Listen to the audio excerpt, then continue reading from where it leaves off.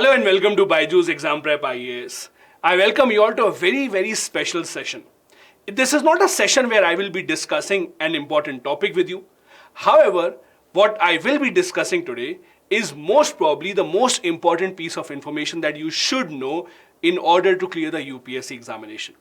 Now you know the UPSC has just released the Civil Services Examination 2023 notification, meaning that one document that actually starts your countdown towards the prelims examination has now been released by the UPSC.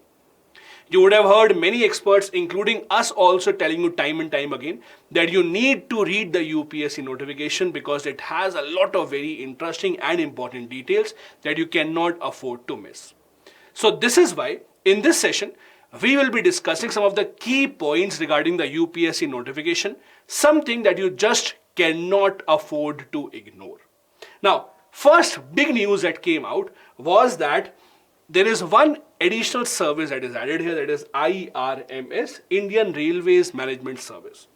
As you know, there was initially a plan that for the IRMS, there would be a separate examination to be conducted by the UPSC, but that plan has been dropped. So IRMS is again under the UPSC Civil Services Examination only. So the list of services from where you can choose, you can give a preference which service you want, IRMS would still be in that list. Now, let's go ahead and see what are the important details that you cannot afford to miss. First, the most important date that you have to be reminded of, 21st of February. This will be the last date to fill up the form. But I would highly advise you do not wait till that day unless you have a very strong compelling reason. Please make sure you fill up your form as soon as possible, have all your documents, all your details in place and fill up the form by going to this website of the UPSC. Also, it has been a practice for many years now, the admit card will not be sent by mail. So please do not wait at your door hoping that you will get an admit card. That will not happen. That will all be done online. This is the website which you have to look into. If in case you have any trouble going to the website once or twice, it might be a problem that a lot of people are applying there all of a sudden. You can wait and try and open up it again, but that usually doesn't happen. It is usually only if you wait till the last day to fill up the form, you might see this rush, but usually if you go a few days before the last date, you are safe and you can fill up the form very easily. Now, how to apply, what is it that you have to keep in mind, etc. In all of this, there is one other very interesting thing that we have to take into consideration. There is something called the OTR. Now, what is OTR? OTR stands for one time registration, just like the OTP that you have. So what UPSC says is you first have to make a registration, meaning that first you'll have to make sure that you register on the website of UPSC so that you can actually input your basic data. And then the next step will be you fill up the form. Now, what exactly is the purpose of doing this? The idea is simple. The UPSC says that if in case you have to, let's say, appear for the examination once again next year, then the UPSC will actually fetch your details from this OTR one-time registration form itself. This is also an attempt by the UPSC to actually count the number of attempts that you have given. As you know, for a lot of people, there are limited number of attempts, for example, 6 for general category. So in order to track that also, in order to ensure that duplication of information doesn't happen, the one-time registration thing actually comes into the picture. Again, make sure that you apply using this online link that is given by the UPSC, and you first have to ensure that your OTR goes through. Now, the question also is, if you are filling up the form for the first time, there may also be certain mistakes that you commit, right? It is not very difficult to assume that might happen. For that, what will happen? The changes in your OTR profile data shall be available till expiry of 7 days from the next day after the closure of the application window. So, any changes in the OTR will be allowed only once the lifetime after registration has been done at the platform, and then you can go ahead. Meaning that in case registration of OTR applies for the first time, it would be done till 28th of February. So 21st being the last day to register, 28th being the date till the time that you can actually modify your OTR. These are the coveted services for which you will be asked to give a preference. A lot of times people say this is an IAS examination that we are preparing for. Remember, there is no IAS examination. The exam is a civil services examination. It's just like the college counseling, where once you have secured a rank, the university will ask you which is the top preference that you should or you want to give to certain colleges. You fill out your preference order based on your rank, based on the preferences filled by the other candidates as well. You finally get a college of your choice or as per your ranking. Similarly, in the services as well. There is no just one or two service. All these services are here, and on all these services, you just have to give your preference order. Now, which preference order to give, that depends entirely upon you. No one says that IAS has to be the first preference, but because of the kind of job that it is, because of the kind of position that it is, obviously, most people are expected to fill IAS at the top. Then there's a tough choice, either you opt for foreign services or police service, IPS or IFS. That again depends entirely upon you. Do you want to serve in a uniform? If you have always envisioned yourself as being in uniform in the IPS, then go ahead with that. On the other hand, if you're someone who wants to represent India overseas, who wants to be a diplomat, who wants to travel around the world at government expense and earn while doing that, then you usually opt for IFS. But again, there are a lot of different things that people keep in mind while ensuring that these are services. Also make sure that you don't have to be worried about filling up this preference order right now. Okay? This is just the first stage. In fact, after you clear the prelims examination, this is when you have to start thinking about it.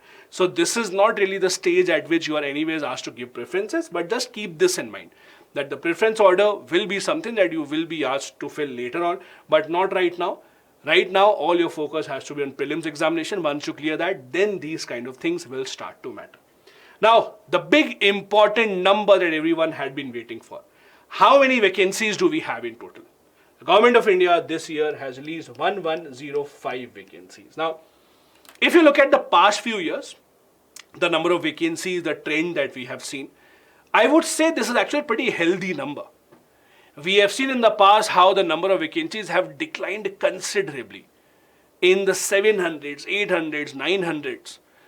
Thankfully, the number of vacancies this time around is over 1100, so it is 1105, out of which 37 are reserved for persons with benchmark disability category, 7 are for blindness, low vision, 5 for deaf and hard of hearing, so on and so forth. If you do belong to these categories, do make sure that you read the eligibility criteria very, very, very clearly. But again, this is a big news and a very positive news for all the aspirants that the number of vacancies are on the higher side. Now, ever since the notification has come out, we have received a lot of emails. Emails, especially with regards to the reservation thing. Now, a lot of you who are looking to avail the benefits of reservation of any kind, be it the OBC reservation, SC/ST reservation, EWS, etc.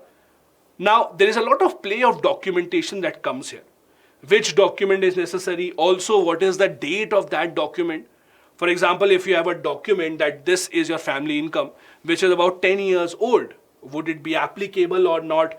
This is where the notification becomes so important, because this is where the notification gives you the exact date up till which your certificate would be valid. For example, the OBC candidates who are applying under the OBC category must have the OBC non-creamy layer certificate of their income for financial year 2019 and after that. In simple terms, this is a big information for you. If your OBC certificate that certifies that you belong to the non-creamy layer is older than 2019, then you need to rush, you need to hurry up and make sure that your certificate is ready in time, because you would not be able to actually choose these years. So make sure that your certificate actually belongs to these. Also, there are a lot of students who think, oh, let me take a chance, let's see what happens. Please, please, please do not do that. The UPSC is very serious, very particular about all these details. Any discrepancy that is seen in these forms can come in very, very, very negatively for you in the later stage, and you do not want that. You do not want that all your hard work, months and years of preparation goes down the drain just because of these kind of discrepancies.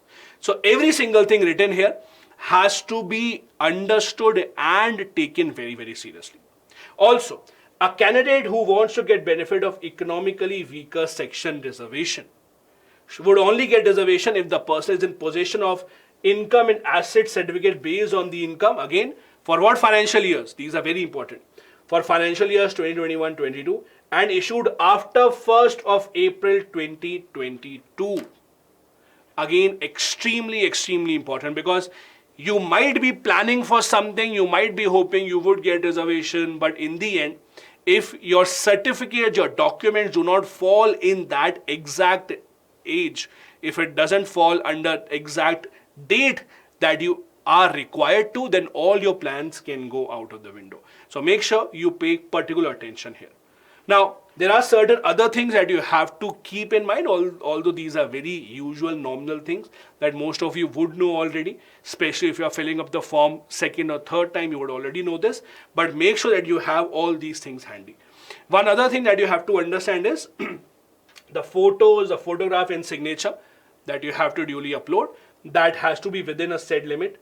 Your photograph has to be in JPG format. 200 KB, 200 kilobytes is the maximum size. For signature, the 20 KB size has been given. Now, for those, and this is most of us, for those who are familiar with laptop, computer, etc., very easily know how can you actually reduce the size of your image if it is of a larger size. But those who don't know how to reduce the size of an image, please take help from someone, please use internet. There are so many resources available online. You can very easily reduce the size of your image, because the website will not accept if the image is larger than this. So make sure that that is happening. Also, there is a 100 rupee fee except for scheduled caste, scheduled tribe, female, persons with disability, etc. Either you belong to these categories, otherwise you would have to pay a fee. All of this will be done online, so you would not have any issue in doing any of that. Again, the only thing that you have to keep in mind is make sure that you try and fill up the form much before the last date to fill up the form. These are the important details we had for you from the notification. Two very important things. Number one, sir, should I read the complete notification myself or not? My advice is, please do go through that. The notification looks very long, it is long, but if you look at it very closely, over 70-80% of the pages in the end are just individual subjects and their syllabus. So you would not have to read that. For example, there's a long list of the optional subjects. So each and every optional subject, its syllabus is actually defined there. So you can skip those parts. You just have to read the syllabus of your subject. Also, in terms of syllabus, marking pattern, minimum age, maximum age, nothing has changed. That is why we did not discuss it. We have only discussed those important points that you should keep in mind. The number of attempts remain the same. The minimum maximum age remains the same. There is no change in that. The pattern of the examination remains the same. Whatever you are preparing for, keeping that in mind, that has to be the way going forward. Your optional subject, all the subjects, whatever syllabus you are preparing for, as per the last year, all of that remains exactly the same. So you do not have to worry about that. It is a great opportunity. The number of vacancies have increased. Make this count. Make sure that before the prelims examination comes ahead, you are fully prepared for that. Make sure that you are attempting the BYJU'S Exam Prep IAS test series as well, where each and every weekend you get a test to mark your preparation. On that note, all the very best for preparation. Going ahead, do fill up the form much before the last date. Thank you so much. Jai Hind.